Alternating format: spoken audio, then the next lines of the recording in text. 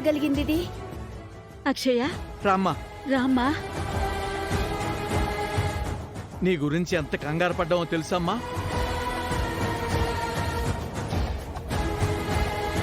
మీరు కంగారు పడినంత పని అయింది నారాయణరావు గారు.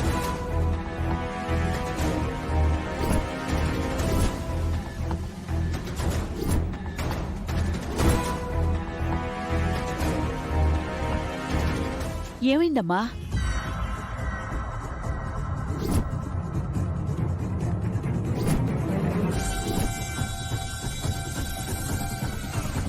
ఏమైందని వాళ్ళు అడిగితే నువ్వు నా వంక చూస్తావేంటి?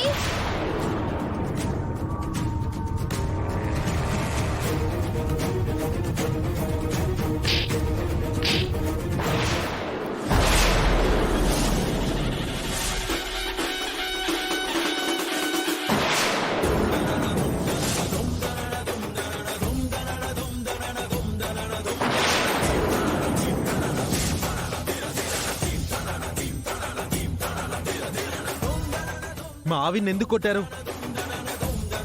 ఈమె చేసిన పనికి చంపాలి అసలు. అంత నేరం ఏం చేసింది? మేము సమయానికి వెళ్ళకపోయి ఉంటే అక్షయ చనిపోయి ఉండేది.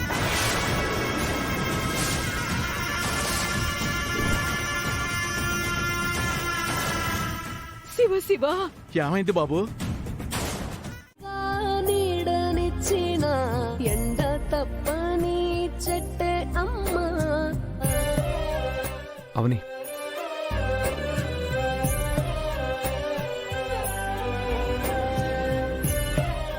చెప్పండి.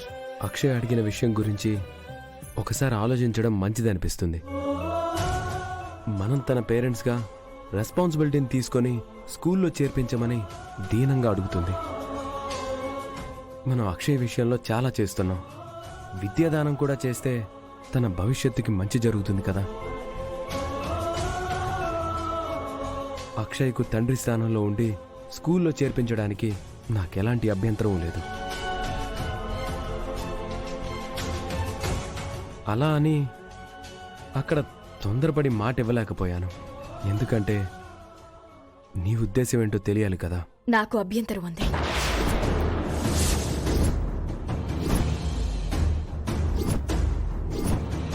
నాకిష్టం లేదు. అక్షయ్ అంటే నీకిష్టమే కదా. అక్షయ్ అంటే నాకిష్టమే. మీకు భార్య స్థానంలో ఉండి అక్షయ్ని స్కూల్లో చేర్పించడం ఇష్టం లేదు అని అంటున్నా. అమ్మగా ఉండి చేర్పించమని నన్నొక్కదాన్ని అడిగి ఉంటే క్షణం కూడా ఆలోచించకుండా ఆ పని చేసుండేదాన్ని. ఇద్దరం కలిసంటే అందుకు నా మనసు ఒప్పుకోదు.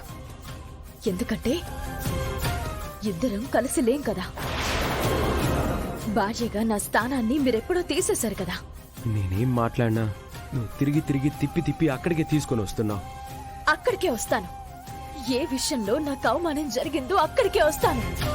ఏ విషయంలో నా మనసు ముక్కలైందో అక్కడికే వస్తాను. నేను నీకు దగ్గర అవ్వాలని చూసినా నువ్వు నాకు ఇంకా ఇంకా దూరం జరుగుతూనే ఉన్నావు.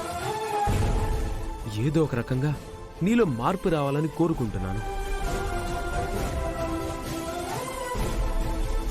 బయలుదేరదామా?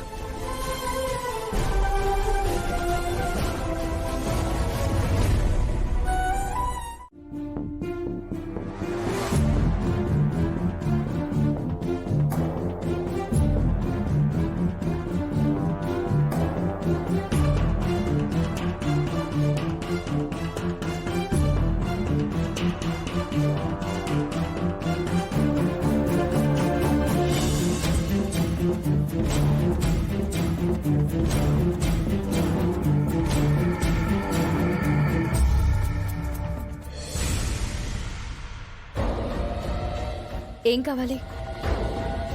నీ నుంచి ఒక విషయం తెలియాలి. ఏంటది? శ్రీకర్ గారి కారులో నువ్వెందుకు తిరుగుతున్నావు?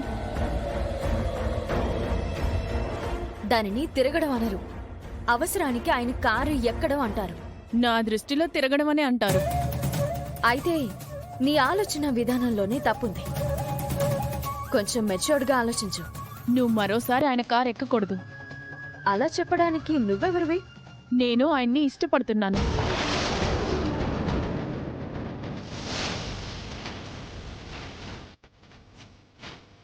ఆ మధ్య నేను శ్రీకర్ గారికి లవ్ లెటర్ రాస్తే నువ్వు నా దగ్గరికి వచ్చి క్లాస్ తీసుకున్నావు. పెళ్ళైన మగాన్ని ఇష్టపడ్డమేంటి అని నీతులు చెప్పావు కదా, మరి నువ్వు చేస్తుందేంటి? చూడు, చూస్తున్నా నీ నాటకాలన్నీ చూస్తున్నా. నేను ఈ ఆఫీస్లో చాలా రోజుల నుంచి పనిచేస్తున్నాను. నువ్వు నిన్నగాక మొన్నొచ్చిన దానివి శ్రీకర్ గారి మీద అనవసరంగా ఆశలు పెంచుకో మాకు.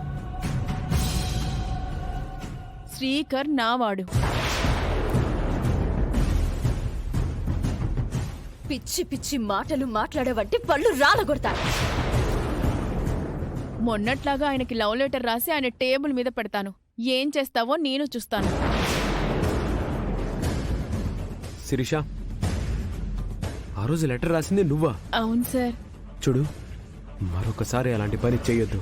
మీరంటే నాకు చాలా ఇష్టం సార్. నా పర్సనల్ లైఫ్ గురించి నీకు తెలుసు కదా. ఆ రోజు యవని కూడా ఆయన గురించి నీకేం తెలుసని నన్ను బాగా తిట్టింది సార్. మీ గురించి నాకు బాగా తెలుసు సార్. మీలాంటి హ్యాండ్సమ్ హస్బెండ్ని వదిలేసి మీ భార్య వెళ్ళిపోయింది. అది ఆవిడ బ్యాడ్ లక్ సార్. దాన్ని నేను లక్గా మార్చుకుందామని అనుకుంటున్నాను. అలాంటి వాళ్ళు తిరిగి మీ లైఫ్లోకి వస్తారని ఆశ పడకండి సార్. వదిలేయండి, మనం కొత్త జర్నీ స్టార్ట్ చేద్దాం. Sirisha, don't cross your limits. మీ నోటి నుంచి నా పేరొస్తుంటే నా ఒళ్ళంతా పులకరించిపోతుంది సార్.